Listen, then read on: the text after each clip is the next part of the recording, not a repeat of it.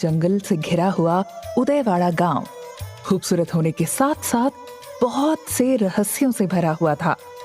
गांव की एक तरफ पहाड़ी के पास में ठाकुर सूरजभान सिंह की हवेली बनी हुई है, जो आज से करीब 100 साल पहले सूरजभान सिंह के दादा ठाकुर ब्रजभान सिंह ने बनवाई थी। हवेली दिखने में बेहद नायाब है। दूर से देखने पर वो किसी शाही राजमहल से कम नहीं लगती थी, तो वहीं अंदर से भी हवेली काफी आलीशान थी। शाम का वक्त था। हवेली के लगभग सभी लोग हवेली के बाहर बने मंदिर के आंगन में बैठे थे, जो मुख्य हवेली से दाहिनी तरफ था। मंदिर में मुख्य पंडित जी और उनके 3 साथी लोग एक यज्ञ कर रहे थे, जिसका आयोजन ठाकुर सूरजभान सिंह की पत्नी और ठकुराइन सहल कंवर ने करवाया था। पंडित जी लगातार मंत्रों के उच्चारण के साथ आहुतियां दे रहे थे, तो वहीं बाकी सभी लोग हाथ जोड़े हुए बैठे थे। सबके चेहरे पर डर और टेंशन साफ दिखाई दे रही थी। ऐसा लग रहा था कि अगले ही पल कुछ भी हो सकता है और वो बेहद भयानक होगा। तो वहीं दूसरी तरफ पंडित जी के भी माथे पर पसीने की बूंदें टपक रही थी। धीरे धीरे सूरज पहाड़ियों के पीछे छिप रहा था और उससे अंधेरा भी छाने लगा। जैसे जैसे अंधेरा हो रहा था, ठाकुर की पत्नी के चेहरे पर डर के भाव बढ़ रहे थे। मीरा, मुझे तो डर लग रहा है। इस बार तो हवेली में कुछ अनर्थ नहीं होगा ना? सहल कंवर, जो करीब 50 साल की थी, ने अपने देवर की पत्नी मीरा से पूछा, जो उसकी ही उम्र की थी। उसके चेहरे पर भी उतना ही डर था जितना ठकुराइन के। भाभी सा, कुछ कह नहीं सकती। वो पहले ही हमारी हवेली के 2 मर्दों को मार चुकी है। अब पता नहीं किसकी बारी आने वाली है। भोलेनाथ ने भी पता नहीं इस हवेली की किस्मत में क्या लिखा है। ये सुनकर ठकुराइन के चेहरे पर भी मायूसी छा गई। इधर उनके ठीक सामने पंडित जी अब भी लगातार आहुतियों के साथ मंत्र बोल रहे थे। हवेली की तीसरी मंजिल पर कोने में कुंवर अधीरा सिंह का कमरा था। वो अपने कमरे में एक लकड़ी की कुर्सी पर बैठा हुआ था। कुर्सी के ठीक सामने रखी राउंड टेबल पर एक रेड वाइन की बोतल पड़ी थी। उसने उसे उठाकर एक पैक बनाया। अधीरा ठाकुर सूरजभान सिंह के छोटे भाई अजय भान सिंह और मीरा का सबसे छोटा बेटा था, जिसके चाल चलन कुछ ठीक नहीं थे।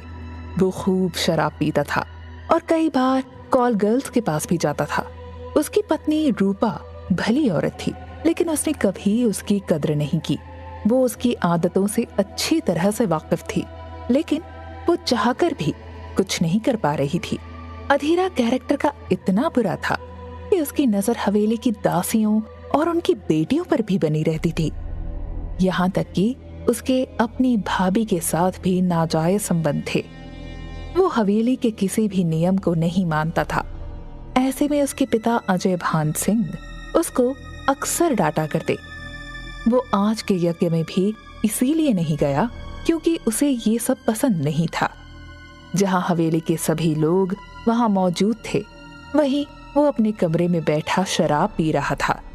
कुछ ही देर बाद किसी ने उसके दरवाजे को पीटा। कौन है? दरवाजा खुला है, अंदर आ जाओ। मिली, जो एक दासी की बेटी थी, कमरे में आई। ऊंचा लंबा कद, चमकीली और बड़ी बड़ी आंखें, गुलाबी पतले होठ, लंबी गर्दन, उभार लिया हुआ सीना और लंबे काले बाल। मतलब मिली दिखने में बहुत खूबसूरत और हसीन थी, जिस पर किसी का भी दिल आसानी से आ जाता। वो भले ही दासी की बेटी थी, लेकिन दिखने में वो राजकुमारी सी लगती थी। वो अभी 18 वर्ष की ही हुई थी कि सूरजभान सिंह ने अपनी दासी कमलाबाई से कहा कि वो मिली को भी हवेली में काम पर रख ले। जब से मिली हवेली में आई है, तब से ही अधीरा की उस पर नजर थी। वो उसको छुप छुप कर देखता रहता था और उसके साथ सोने के मौके को तलाश कर रहा था। अधीरा उसकी क्लीवेज को घूर रहा था। अरे मिली, तुम आओ आओ। वो कुंवर सा, मुझे रूपा भाभी सा ने कहा था कि मैं आपकी मालिश कर दूं। उन्होंने बताया आपको पीठ दर्द की शिकायत है। हाँ हाँ, मैंने उसे बोला था, तुम्हारी तारीफ सुनी थी मैंने। बोल रही थी तुम मालिश बहुत अच्छा करती हो। वो क्या है ना, कल मैं घोड़े से गिर गया था, तब से ही मेरी ये पीठ अकड़ी हुई है। उसने दर्द होने का झूठा बहाना किया। वो एकटक फिर से मिली को देखने लगा। उसकी नजर अब उसके गोरे बदन पर जा टिकी। उसकी पतली गोरी कमर उसकी नीयत को खराब कर रही थी। आप लेटो कुंवर सा, मैं मालिश कर देती हूँ। ठीक है, उसने कहा और टी शर्ट निकालकर बिस्तर पर लेट गया। मिली उसकी तरफ गर्म तेल लेकर बढ़ ही रही थी। मिली, कमरे का दरवाजा बंद कर दो। पर क्यों कुंवर सा? वो मुझे थोड़ा अजीब लग रहा है ना, तो तुम कर दो। ठीक है। मिली को इस बात की जरा सी भी भनक नहीं थी कि अधीरा के दिमाग में क्या चल रहा है। वो इस बार उसे पीछे से देखता है। उसकी चाल में गजब की लचक थी। इस दौरान मिली ने ज्यादा देर न करते हुए दरवाजे को बंद कर दिया और उसके पास आ गई। अधीरा सीने के बल बिस्तर पर लेटा हुआ था, लेकिन उसका मन मिली को देखने का कर रहा था। मिली ने जैसे ही तेल को हाथ में लिया, वो बगल बदल कर सीधा लेट गया। क्या हुआ कुंवर सा, आप सीधे क्यों हो गए? वो क्या है ना, तुम पहले मेरे हाथ की मालिश कर दो। मैं इस हाथ के बल गिरा था तो ये भी दर्द कर रहा है। ठीक है, लाइए अपना हाथ दीजिए। अधीरा ने अपना हाथ उसकी तरफ बढ़ाया। मिली ने तेल लिया और उसके बाद उसके हाथ की मालिश करने लगी। इस दौरान मिली की नजर उसके बालों से भरे सीने पर पड़ी। उसका सीना बेहद चौड़ा और मजबूत था। वो जिम करता था, इस वजह से वो काफी आकर्षक लगता था। मिली ने पहली बार किसी मर्द को इस तरह से देखा था।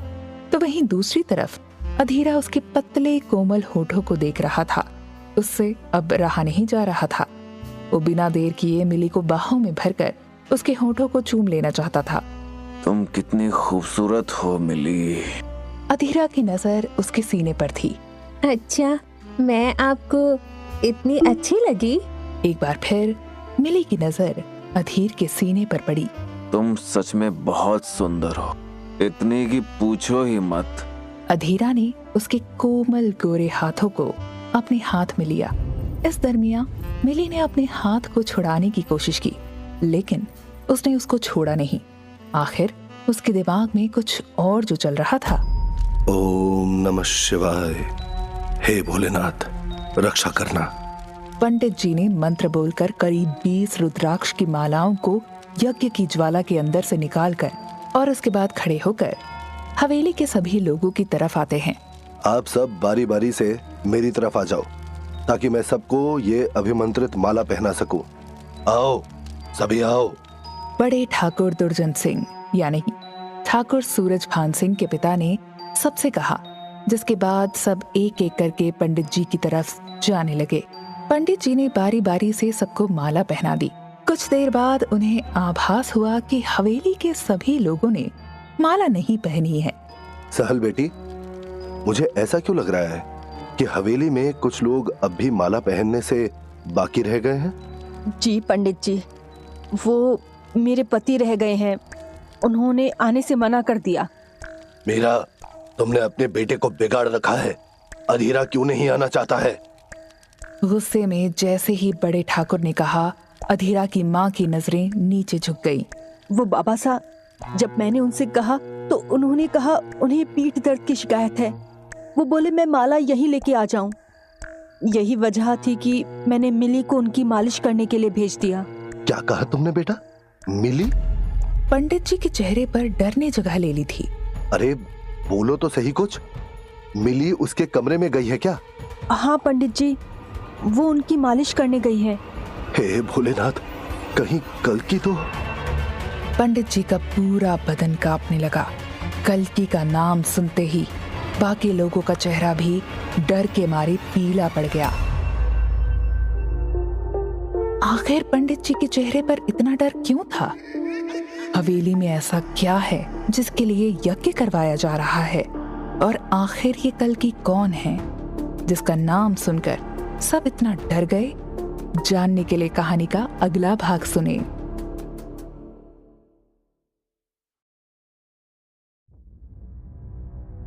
अधीरा ने मिली के हाथ को पकड़कर अपनी तरफ खींचा। कुंवर साहब, क्या कर रहे हैं आप? मिली की अचानक से सांस चढ़ गई। अरे डरो मत, बस